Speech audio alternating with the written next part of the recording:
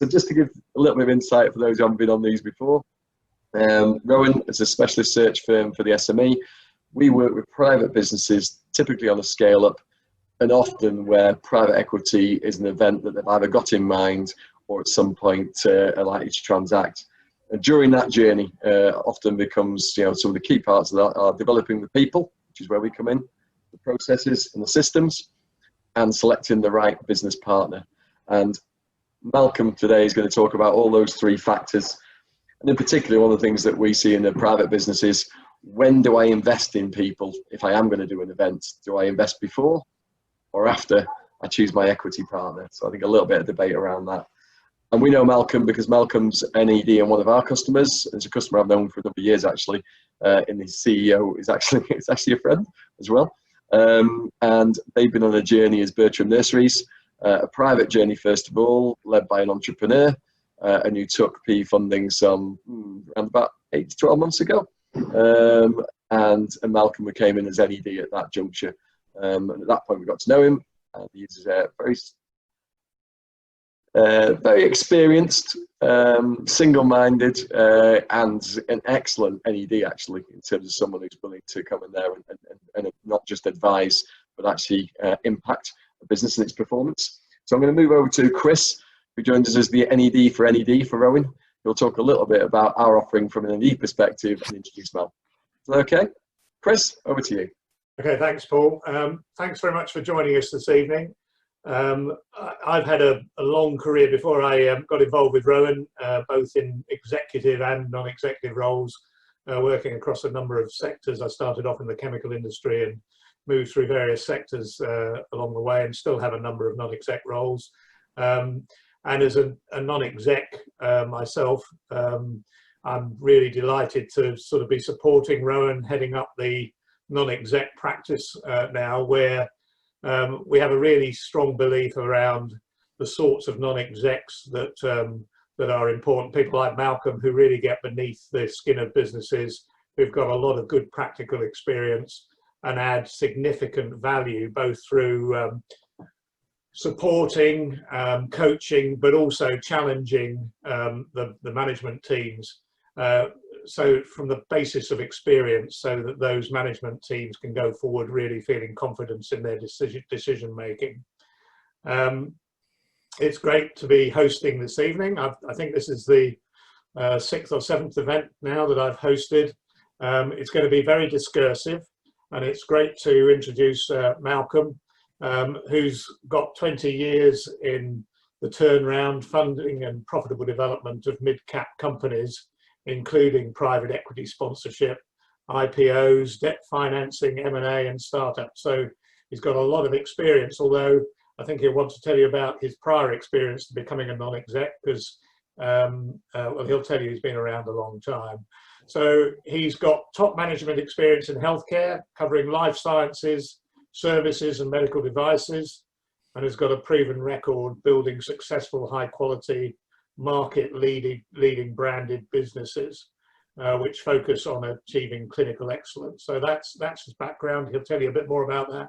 And as Paul said, he's now a non-exec of a number of businesses, including Bertram Nursery Group, which operates multiple nurseries and a growing number of out-of-school care centres, meeting the needs of families, communities and businesses across the UK. So he's involved in that, and plenty of challenges. We were talking before this meeting about the challenges that those sorts of businesses are starting to face. This evening we're going to focus on 3 themes. They were mentioned in the invitation. So the significance of effectively structuring businesses for growth, the pitfalls of neglecting the systems and processes that can benefit any exercise in scaling a business, and the knowledge and tools that are needed to embrace the right investment partner for your business. The webinar is entitled The Good, the Bad and the Ugly, and this is about trying to find ways in which you avoid the bad and the ugly, and focus on the good, because there are some really good PE houses out there, and they may all be good, but they may not necessarily suit you. So I don't want to suggest that any PE house is is not worthy, but they approach things in a very different way. Malcolm may say otherwise in a minute, but he will definitely. No names, no pack drill, of course. Absolutely. If I noticed you all have muted yourselves, which is great. So if you could keep yourselves muted until the end, this will be discursive between me and Malcolm to begin with, but there will be an opportunity for questions at the end. We're expecting to finish before 6:30. If we get to 6:30, I will call a halt on it there, because I think we all get Zoom problems after that time. So, and Chris, just a very quick one. If you do have a question, just go to the chat button, and if you want to just fire that in and have it directed at chat at Chris, or put it on the open line, we'll then know that question is available, and we'll pop that in at some juncture. Yeah, thanks, Paul, for mentioning that. So we'll start, Malcolm. As I said, I think it's a good thing for you to introduce yourself. I've given you a brief introduction, but I know there's more to say. So over to you, Malcolm.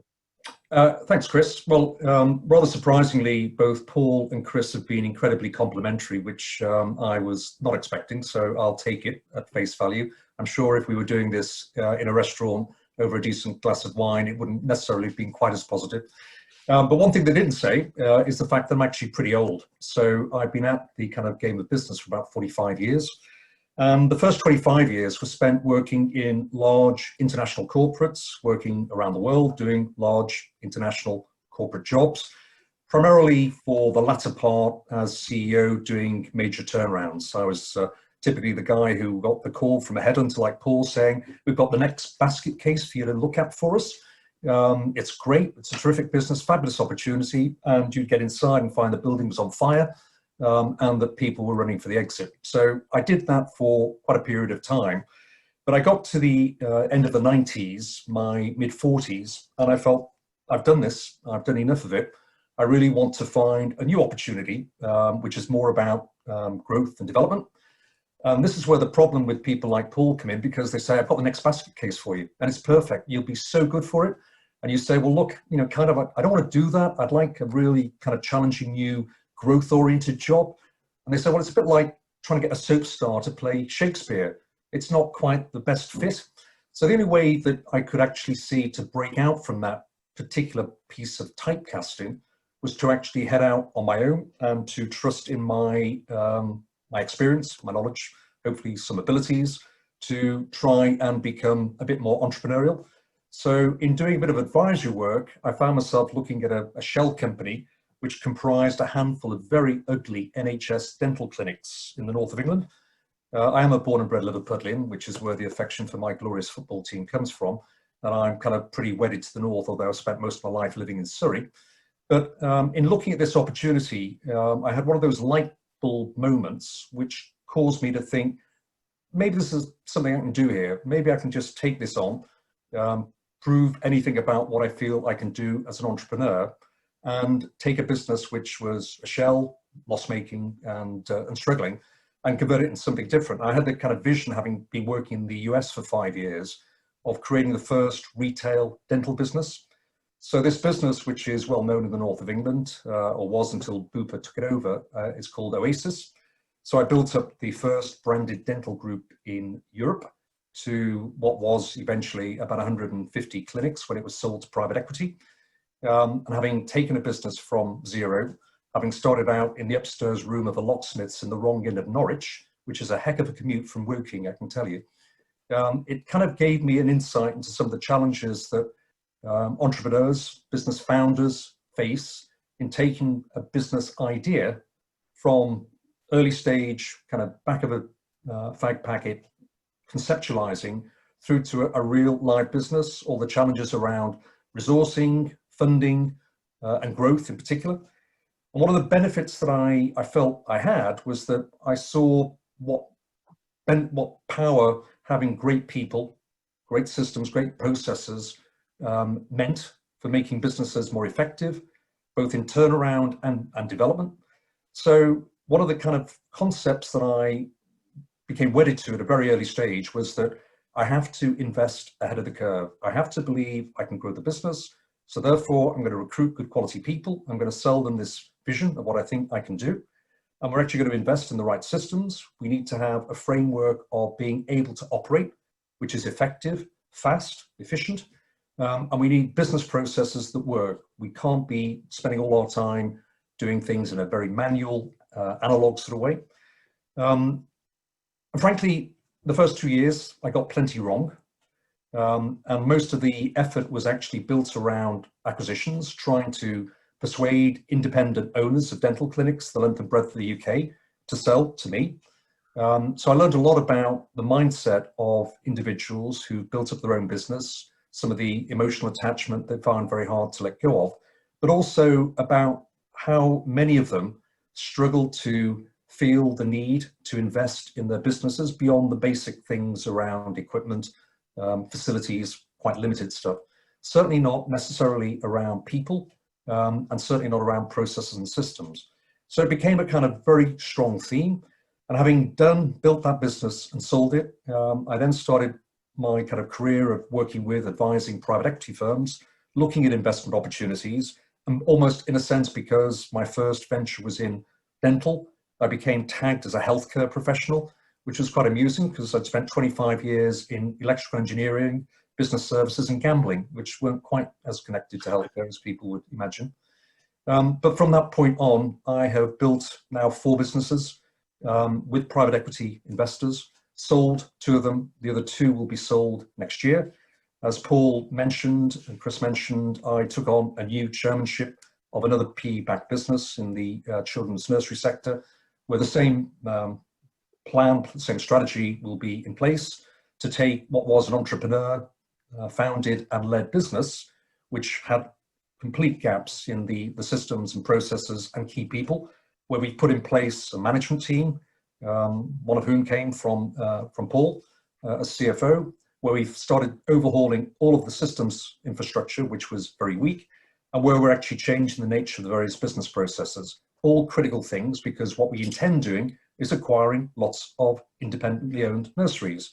So a very simple buy and build strategy to take the business that we bought, which was 36 nurseries, to around about 100 nurseries when we exit in 4 to 5 years' time. So the theme for tonight, the good, the bad and the ugly, was built around some of this experience. And, you know, Chris was very diplomatic and I'll be less diplomatic when I say to you that when you start looking at the requirements for an investment partner, be absolutely clear. My advice is the good, the bad and the ugly reflects the nature of the private equity community. There are some very, very good firms that I trust, firms that I like, firms that I would invest in, firms that I've sold to or bought from. And there's a pile of other firms that I wouldn't actually touch with a barge pole. And when we get onto that particular element of tonight's discussion, I'll give you some flavors around what perhaps are the key decision metrics that you need when you're looking at prospective investment partners.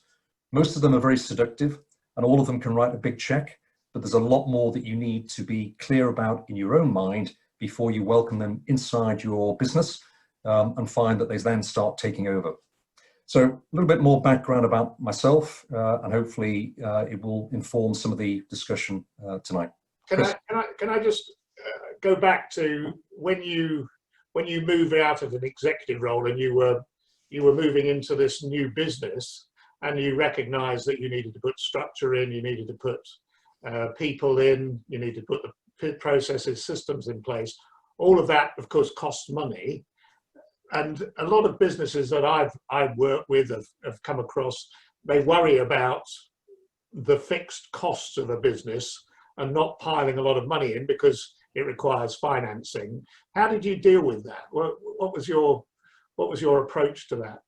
Well, I think the two aspects to this, Chris. I mean, the first is that if you believe you need this infrastructure to make the business successful, then it's actually not a question of whether you do it or not. It's a question of how you fund it. So I was very clear from an early stage in my Oasis experience that I needed to create a funding framework that would allow me to invest, not to go over the top too early, but to have a plan that would actually allow me to bring in good quality people who are far better than the small business that I was presenting as an opportunity to them, but also to have linked to that a recognition of the need to invest in the kind of systems that would allow you to operate a much more efficient business. On things like business processes, I guess one of the advantages that I brought into the kind of entrepreneurial mode is that I'd worked with some of the, the best businesses around. I understood what a good business process looked like. And a lot of it I could actually help design and implement myself. So long hours, which is pretty classic for company founders and entrepreneurs, as you design a framework of how the business needs to function, but also making sure that you can identify financial support. In the first instance, a lot of it came from me personally, but I did actually build a very good relationship with one of the best commercial banks at that time, who were happy to provide additional funding, by the way, secured against my property. And so it wasn't as though it was a free ride, but I was sufficiently confident that this would be necessary to have the opportunity to create that infrastructure, because a fundamental concept that people need to accept is that you have to invest ahead of growth. A lot of private businesses that I've worked with over the years, and especially when I was involved in my last healthcare business in mainland Europe, building large groups in Holland and Switzerland, many of the private businesses had reached a kind of ceiling. They had very good entrepreneurial founders. They had underneath the founder very limited management infrastructure. The founders were typically incredibly knowledgeable and experienced. They knew everything about the business, absolutely everything. But they were also scared of delegating, scared of, in a sense, letting go. And so they covered the lack of infrastructure just by working 7 days a week, 12 hours a day. That was how they felt they could deal with it. And obviously it meant that from their perspective, they didn't see that they were actually having to spend a lot of money. But it was killing them. And they were actually reaching that point in the life cycle of a business where they just could not grow any further. So, going back to the point, Chris, it's a really critical requirement that people accept. If you want to grow, if your ambition is to develop and expand your business, you have to understand and accept there is a requirement to find funding. And if you're good enough at selling the story, there are plenty of sources of finance, a lot more today than there were 20 years ago when I started out with Oasis. I mean, it is often the case, though, that you come across business owners who, whilst they have a confidence in their business, they're concerned about risking their house, risking their livelihood, etc., etc., if things go wrong, because they've had to put in personal guarantees and so forth. How do you deal with that? Well, there is, it's a clear trade-off. And again, I've kind of, over the last 20 years, I've completed, I think, over 300 acquisitions of small businesses across Europe in my various companies. And I've come across this particular situation a lot. And so when you talk to them, it is all about the fact that I couldn't really bring myself to risk losing my home. But, entrepreneurial life is actually full of these particular challenges, and often successful entrepreneurs actually go all in. I'm not saying that this is kind of the only poker strategy that you can ever follow, but in reality, I mean, there is no such thing as a free lunch. Banks don't just write a check and leave you to get on with it. They need to have some collateral. They need to have some protection. And so it's about the conviction that you, as the business founder, the business owner, have, that you can actually make the business work, that you can take the business forward, you can deliver the growth, pay back the debt, and have a stronger, bigger, more successful company in the future.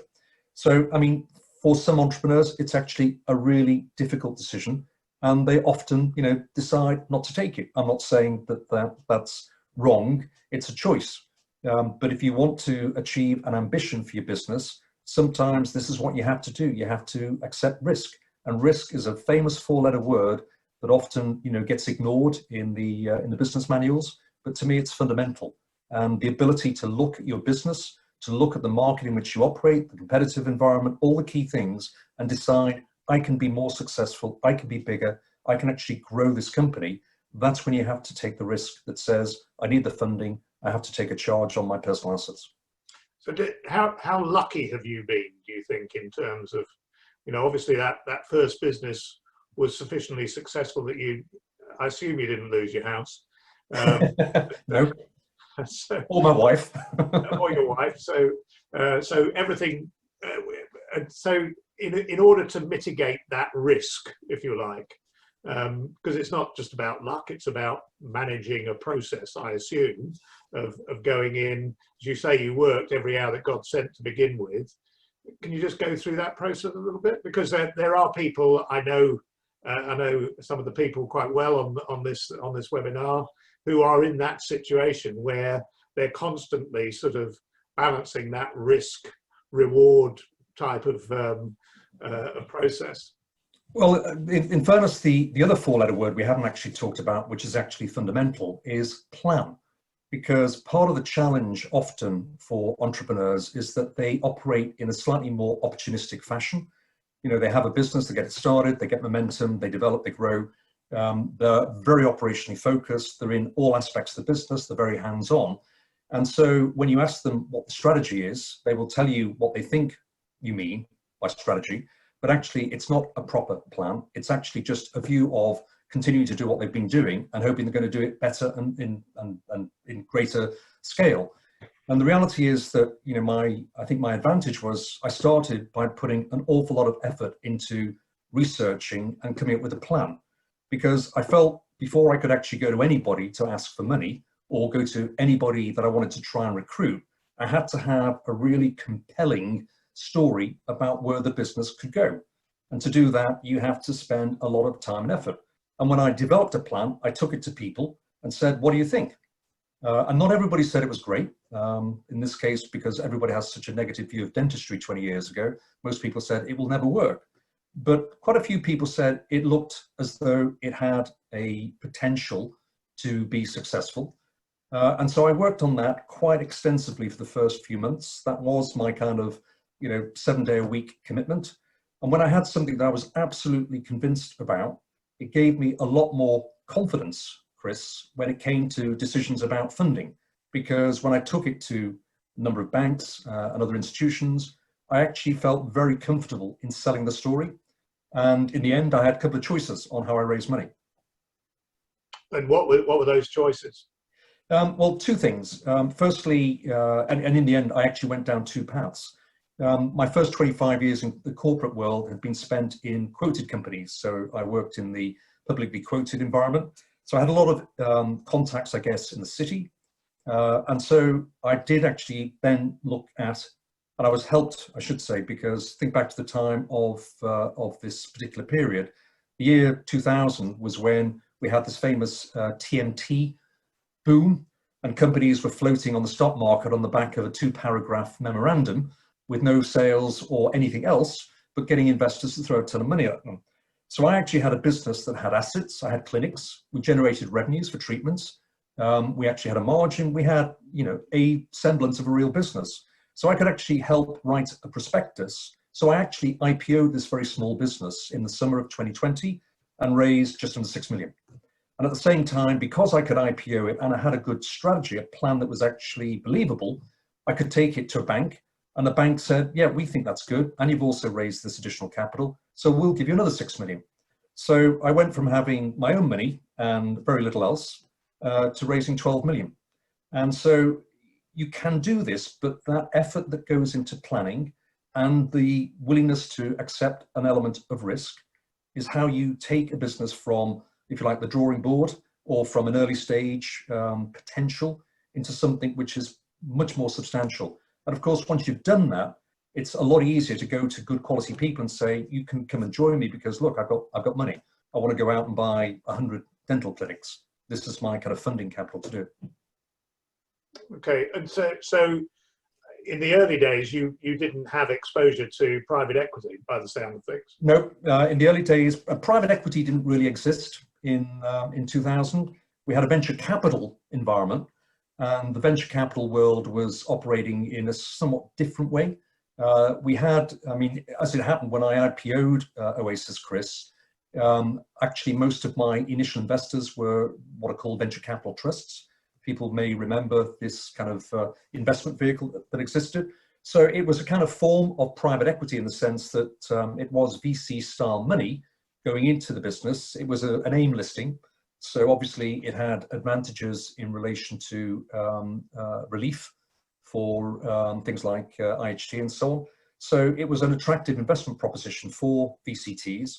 And obviously VCTs think a little differently to other style institutional investors. So it kind of got my, I guess, my focus towards this style of investing, because I'd had zero involvement with either venture capital or the embryonic private equity world. But actually pretty quickly, I started getting contacts from private equity firms who were emerging on the London scene and more widely internationally, who were starting to look at healthcare. And in a sense, watching what I did with Oasis was a baseline for me getting invited by PE firms to start helping them look at evaluating investment opportunities in other areas of healthcare. So you started to become a friend of private equity in terms of providing consultancy. Yeah, and also, and this is something which is really important for the audience here of business people. One of the things, there's a kind of mythology that has been built up around private equity people that kind of suggests that they're, you know, all-knowing, all-seeing, and so on. And the reality is that they've never run anything apart from a bath or a 10K. And so when it comes to the kind of, you know, true understanding of what makes businesses work, you'd be surprised how little they know. Now, clearly, in the last 20 years, PE firms have been around a long time. They've had a lot more investment experience, have a lot more exposure to businesses and to management teams. But in those early days, you know, the thing I found quite alarming was they had a ton of money. They had no idea how to properly evaluate businesses other than in a pure financial sense. So a lot of the work that I was doing in the early days when I sold my first business and was actually working full-time as an advisor, making a ton of money, by the way, it's amazing how much they want to pay you to do this work, was actually doing what I guess you'd call operational and commercial due diligence. Because the problem for the private equity investors was they didn't actually know how to do it. They'd spend a ton of money with a, I don't know, KPMG or a Deloitte, maybe even a McKinsey. And I would actually point out to them that none of the people in these firms actually knew how to run anything either. So, you know, you've got all this collection of people with no actual business experience putting together decisions to spend, you know, tens or hundreds of millions on a business. I just found it absolutely baffling, but it was a great opportunity for me. Did you not come up against a brick wall on occasions as a result of telling them this? I think part of the frustration I got was that I could do, you know, a major piece of work, get handsomely rewarded, and I could actually come up with a conclusion that said, don't buy it, or if you're going to buy it, don't pay more than this, and then find that they go and write a check for twice that amount of money the next day. And you've got to remember this period was leading up to the financial crash, 2008-9. So at that stage, there was a ton of money, but not enough deal flow. So PE firms, I think most of you will perhaps understand that they're kind of structured constitutionally, that they raise a fund, they have 5 years to invest, and then 5 years to realize the investments. So these are typically 10-year lives. And so if they've raised a fund, they've got to spend it. And so I found it quite extraordinary how, you know, hard they made it not to make a decision to invest. Now, obviously, the financial crash burst that particular balloon, but only temporarily. And one of my messages as we get on to the investment community later is that the good news is they've got a ton of money, even more money now. Something like $1.2 trillion of investment funding is out there looking for a home. And there just isn't a good deal flow of quality assets. So good businesses led by good management teams with a great story, a great strategy, great plan, will find good quality investors. That's a great positive message as a takeaway from today. Do you think there are fashionable investments out there, though? I mean, you know, clearly digital is very much at the forefront at the moment. Clinical research, drug development, that sort of thing could be, you know, so that there's fashionable stuff and there's less fashionable stuff. And you think PE gets itself drawn into certain areas, which is why these values go up through the roof? Well, I think, you know, there are all manner of investors who look at what are broadly or generically called tech businesses and come up with valuations which I find quite bizarre, quite alarming, in fact.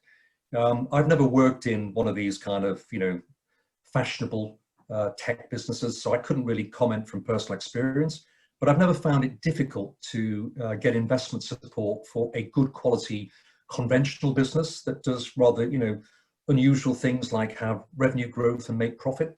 So, there will be investors who will throw a ton of money into biotech. I mean, anyone on this call who can tell me a successful biotech investment in the last 20 years, I'd be delighted to know. And a lot of, PE firms have lost a ton of money in that branch of life sciences. There is still a real reception, a real understanding that, businesses that have, good asset base, and that's not necessarily, physical asset, it could be intellectual property, software, whatever else. If they generate, good returns because they are, well established, well positioned for growth, they will find, good investment support.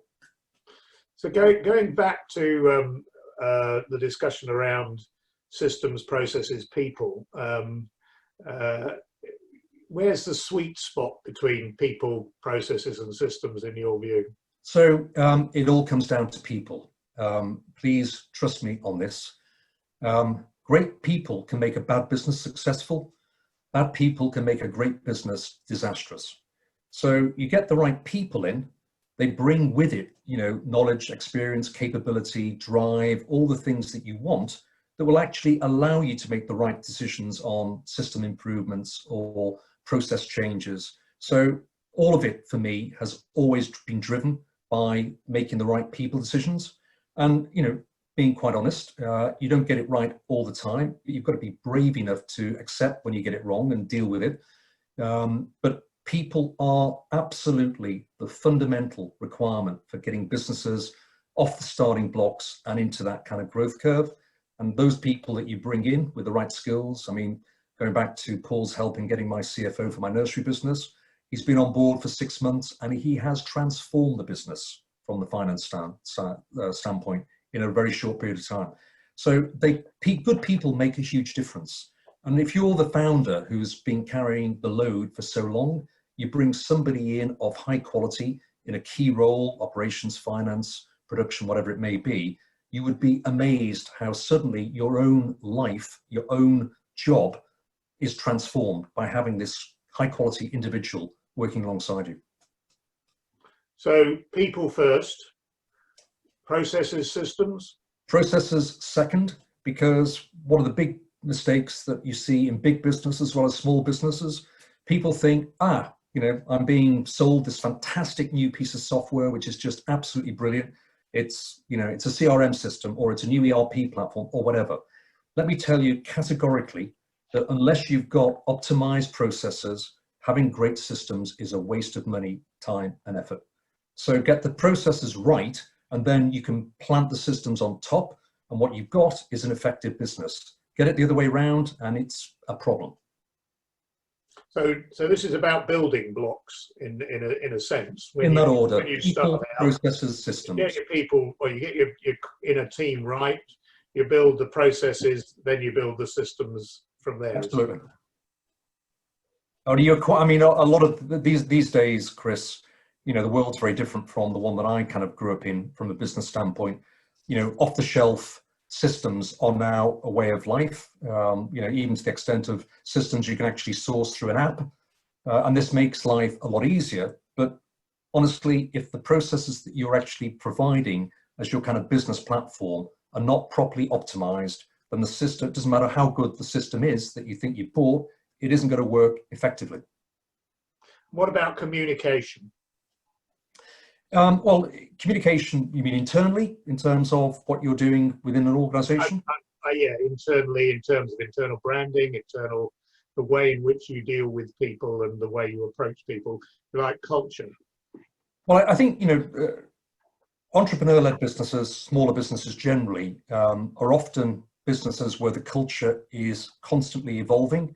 And I'm a kind of very strong believer in building a positive and sustainable culture. And so the communication has to be pretty transparent. You have to, in a sense, engage with the people you employ at every level in the kind of idea or vision you have for what you want to do with the business. And so, a fundamental for me in how you get people engaged, on board, committed, is to make them absolutely a fundamental part of the story. They understand what their role is, they understand where you're trying to get to, and as a consequence, they buy in. And if they buy in, you know, it helps to build this positive culture. We were just talking prior to the call starting, you know, one of the biggest challenges we now have in this new COVID era is that if we're working from home, it makes it really difficult in small businesses to sustain and develop culture, because a lot of this is around social interaction, good old people-to-people contact. And unfortunately, whilst facilities like Zoom, like calls like this, are very good in what they do, it's two-dimensional, truly. And it doesn't have the same capacity to deliver what people in person interacting with each other can achieve.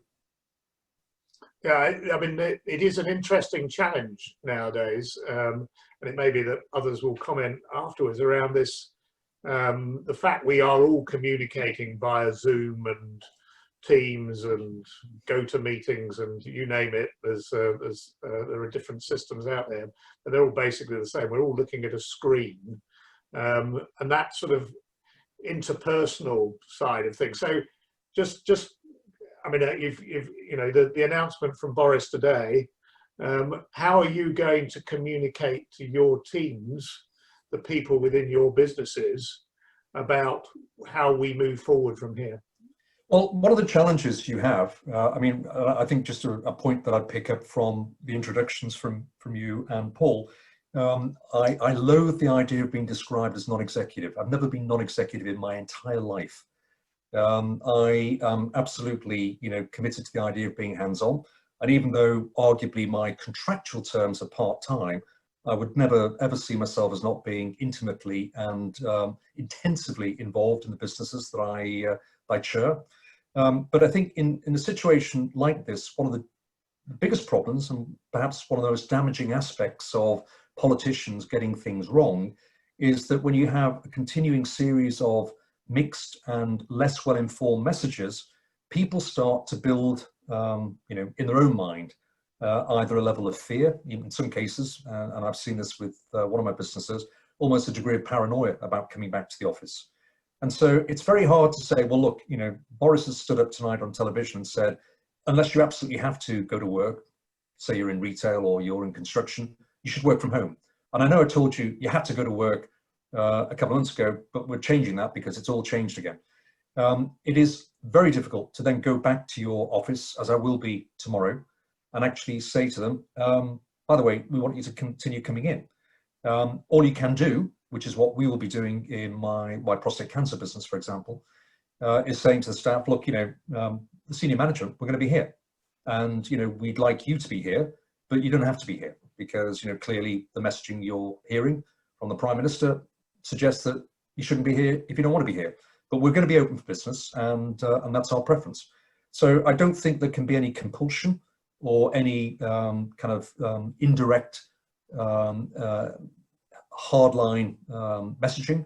I think you have to be understanding of people's concerns or fears and accept that they don't want to come into the office, they're not going to come into the office. It's just not help. I mean, for all the business leaders on this call, I'm sure they feel like I do. It just drives you crazy when you've got politicians. By the way, most of these politicians, they've never run anything either. They certainly don't run a government. Moving swiftly on, Malcolm. So let's go back to Let's move forward to PE and the good, the bad, and the ugly, and, yep. and your views. Which, as you say, I was being somewhat diplomatic. I've probably got a similar view to you, actually, but I've come across the good, the bad, and the ugly. But tell us more, because you've got a lot more experience probably than I have of dealing with these guys. Yeah, so I think, you know, my kind of views on this are pretty hardline, and represents probably having worked with over 30 private equity firms in various capacities. So I've worked as an advisor for most of them. I've bought from, sold to, co-invested with. And I genuinely would tell you all, the good, the bad, and the ugly is about the best description. So keep that kind of Clint Eastwood analogy in your minds. And regrettably, I'm going to tell you that if you ask me what the percentages are, unfortunately, the good is probably no better than 20%. The bad's another 30%, and the ugly is probably 50%. So that's a fair part of Paul's client base that I'm probably dissing, which he'll be very upset about. But it's the reality. And I think, you know, my kind of views on this are, I guess, best described by reference to what I'd called before, the kind of the metrics of what you should keep in mind when you approach private equity as potential investment partner. So I've got a number of principles which I just wanted to kind of share with you. The first fundamental principle is chemistry. When you meet these people, they can be very seductive, but you've really got to rely on your judgment, your kind of personal view on these people. And it really is the case that chemistry is a fundamental factor. And I've made decisions where chemistry wasn't great and I regretted it. So as an advisor, I've worked for several firms where I wasn't entirely confident or sure that I really liked the people that I was dealing with. And I can tell you categorically after doing the project, I bloody well hated them. So chemistry is really important, because just remember, if they do invest, if they do become part of your business, your shareholder base, you're stuck with them, and you're stuck with them for maybe 5 years. So chemistry is fundamental. Second principle, track record. You are a customer here, so it is really important that you validate the track record they have as investors, how they look at business, how they understand business, how they interact with business. So key thing, take references.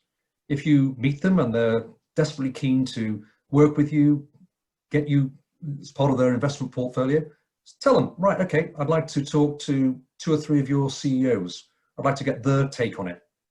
And that includes, by the way, businesses they've owned and sold, because sometimes when the CEO no longer works for them, the story is a little bit different from when he still works for them. So track record is really, you know, pretty critical.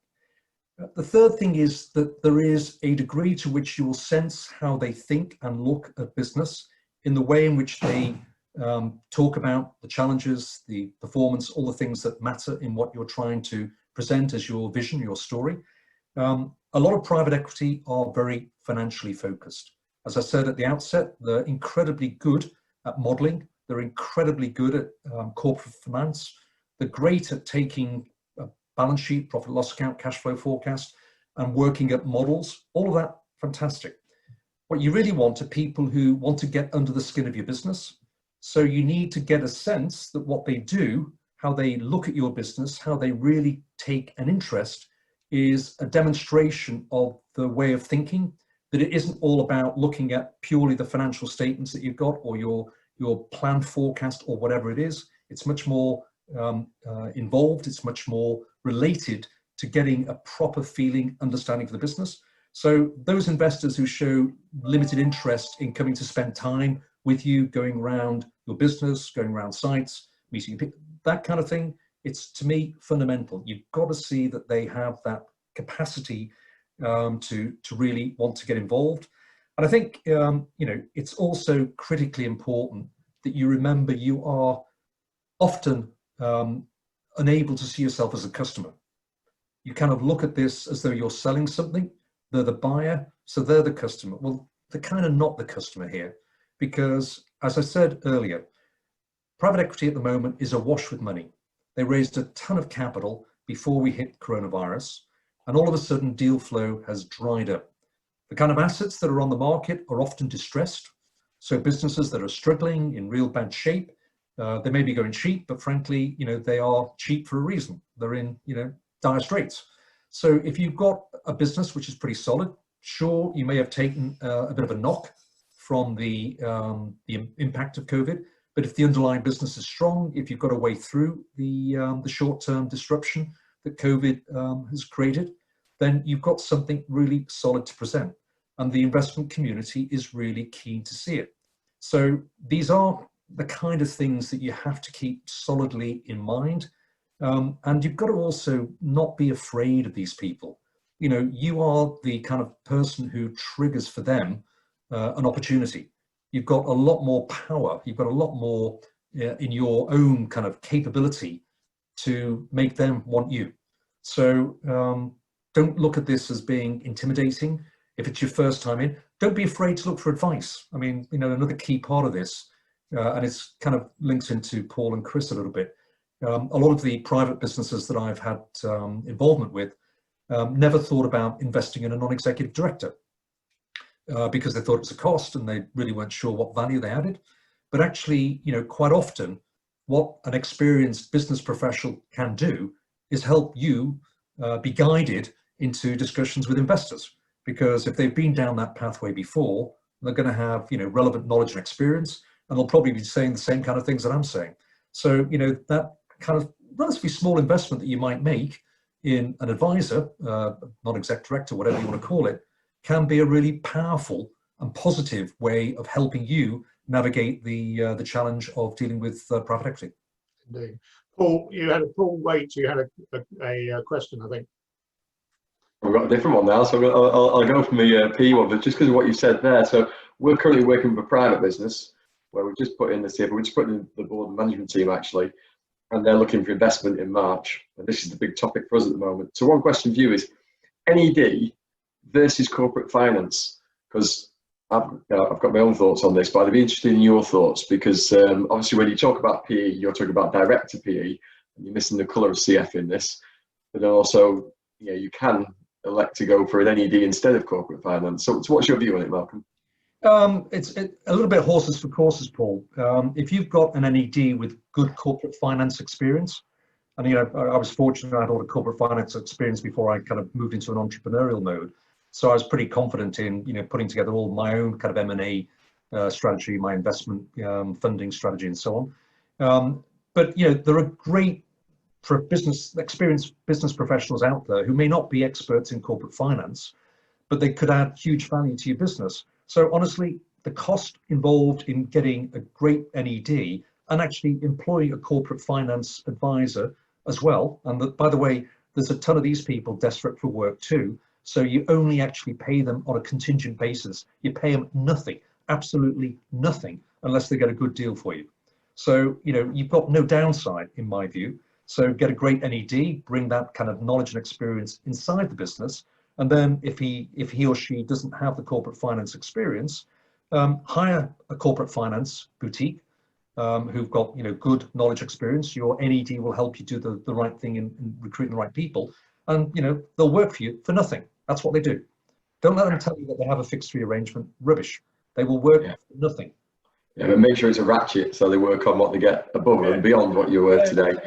And the other question for you, actually, the first question was, you've obviously had experience of working with private businesses that are founder-led, gap between them and then management, to fill the gap. What lessons learned or advice would you give when owners are then bringing in their first-time boards and having to navigate that transition really, and that whole piece around it no longer being them that drives or ultimately drives all the parts and pieces of the jigsaw? Yeah, it's a really good question, Paul, and quite a tough one. Rather oddly, I'm actually chairman of a financial services business, which I joined because actually it was a friend of mine who was the founder, the entrepreneur who set it up. And it was operating at that stage initially in his bedroom and then in the upstairs of a converted stables. And it's now one of the leading direct debit processing bureaus in the UK. But when he got the business up and running and when he asked me to get involved, his comment was, I think this has got potential, but I don't know how to build a company. And he had no management. We had an external bookkeeper who kind of got cash books every month. We had a young ops guy who he had recruited virtually from school. And a small team of customer service people. And so, that business today is about 50 people. And the transition that was toughest with him, and he's a friend, so, and you can have frank exchanges, but the transition that was toughest was to basically force him to make decisions on bringing in a CFO, bringing in, a small team under her, bringing in an IT director. And in fact, the young guy that he recruited from school 20 years ago is now the COO.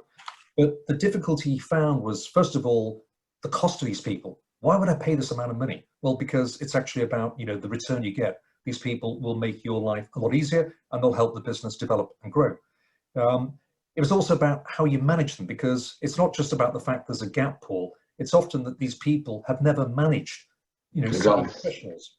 And so there was a fair amount of effort required to help educate my friend in how he interacted with the team that he was building. So, you know, in a sense, it's going back to what I said earlier. You know, the entrepreneur, the company founder, probably needs that NED alongside him, maybe in a chair role, maybe not, but to actually help guide him and him or her, and allow them to make better decisions around making that big commitment on recruiting, you know, expensive people, helping to set up, I mean, just basic things, board meetings. A lot of the private business I've worked with don't have board meetings, apart from once a year their accountant or solicitor would send them board minutes that they signed. You know, basic things like this that were difficult for the, you know, the entrepreneurial founders to come to terms with. But in reality, once you kind of help them understand the value, they look back, and that, as my friend says today, you know, he's about to sell his business and become a very wealthy man. But he would say, you know, now, I'd never looked back 10 years ago and thought we'd have got here. I'd never believed we could actually do this. And he now is, you know, pretty confident and assertive when it comes to, I mean, he could actually do this sort of webinar and say, you know, I've done all this. And he's a classic example of that, you know, company founder who struggled with it initially. Yeah. Okay. We're getting, I'm very conscious of the time. Time flies when you're enjoying yourselves. But it's 5 minutes till 6:30. Has anybody else got questions for Malcolm? I can see most people. I think I've got 2 screens, but has anybody got any questions for Malcolm? I'll pop one in because I can see that Sanjay's coming in and coming out, and I can also see that Steve's here from Pall Mall as well. So you mentioned buy and build before. Hi, Steve. I'm pretty sure that if Sanjay could speak at the moment, he'd ask you this. So they're about to embark on a buy and build strategy, not in the dentistry world, but not a million miles away from that. What advice would you give when it comes to trying to go, you know, on a buy and build or deliver a buy and build strategy, and what lessons have you learned along the way? It's a similar world, by the way. We are buying up, you know, sort of founder practitioners, just in a very similar market. Yeah, so it's a really good question, and one that I get asked a lot, and one which I actually have to educate private equity investors about too, because they always have an idea which is, you know, completely misplaced. So the first thing is that you've got to understand when you're buying privately owned businesses and you're in the midst of a buy and build strategy, as I am again with my children's nursery business, first and foremost, you need to create a pipeline. So one thing to make clear is, you know, as we say in Liverpool, every egg is not a bird. You probably remember, Paul.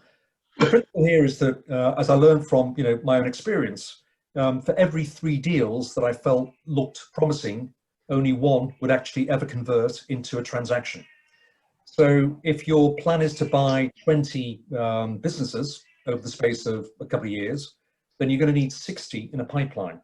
And you're going to need that infrastructure of people and systems and processes that allows you to build that pipeline, manage it carefully, and actually then ensure that you get that conversion rate of 1 in 3. But the most important, I mean, the transactions themselves often tend to be reasonably straightforward. Often with private owners, they're not necessarily always, you know, using good quality advisors. You know, they may not have good lawyers, they may not have even good accountants, they may just have people they've worked with for a long time from when they were a very early stage business. So you've got to be empathetic to the fact that the understanding they may have is not as great as you would want, coming in with a kind of corporate finance background. So work very carefully with them. But so much of the emphasis, so much, can't stress this enough, has to be around this classic challenge of integration. And where most of the businesses that I've been involved with get it wrong, where most of the PE firms who screw up their investments get it wrong, is they think it's all about the deal. They don't understand the critical value of emphasizing integration. So, you know, well before a deal gets done, you have to have a fully evolved integration plan. And in my businesses, you know, the first thing I do before I do a single deal is to write the integration manual. What does it look like? What are all the facets of systems, processes, and people interaction that will change when this business joins my group? I've got to have something which is consistent, that will actually be replicated every single time I do a deal. And what you're telling the people that you're buying is that when you join my business, this is what it's going to look like. On day 1, this will happen. On day 10, this will happen. On day 30, this will happen. In 6 months, this will happen. So they've got incredibly clear understanding and expectation of what's going to happen. And if you get that right, then the chances are you will integrate well. And I can say this with absolute clarity and perfect understanding, because in my early days with Oasis, I got it spectacularly wrong, because I was brilliant at the deals and rubbish at the integration. And it was pretty quickly evident to me that this was not going to work out as a successful business if I didn't put a lot more emphasis into the back end and allowed the front end to carry on. So critical, I think, Paul, that that piece of the activity is given an immense amount of thought and attention. Yeah, And that cultural integration, because that's the other piece. You were talking a lot about people, and that is great. So now I'm acquiring a business that's got people in it. Any insight on how you put two cultures together? To what Chris was raising earlier, when I was into, shall we say, a more successful phase of buying dental practices, I insisted that every single one had an open evening for staff, which we would actually host with a buffet, all the rest of it. And I would actually do a presentation, and I would tell them the plan, the strategy, who we are, what we've done, where we're from, where we're going, and I would actually encourage them to ask questions. And I can tell you, if you're, pitching to a dental practice in Halifax with some, shall we say, challenging Yorkshire nurses in the audience, you'll get every question under the sun. So you've got to be prepared for it. But the benefit is afterwards, if you've been open, transparent, and given them a positive story about what the future looks like, actually they buy in real fast. And as long as you make sure the most fundamental thing you do post-deal is get the payroll right, then you've got no problems. Yeah, I think it's really interesting. I mean, people want clear leadership, don't they? So when you take over a business, people want to know that you know what you're going to do with that business. Yep. I've got a question here from Kieran to everyone. Just hold on a second. Kieran is saying, did you ever do EMI growth shares?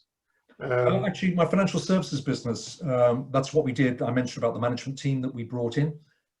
Yes, we set up an EMI scheme for them, and those directors who have been with the business now for about 5 years are going to be very substantial beneficiaries when the business is sold. And it's a great tool, by the way. If in a sense, if it's set up properly, as obviously it's fairly straightforward to do so, it's a very tax effective and very attractive incentive. And have you found that businesses have run better with employee equity?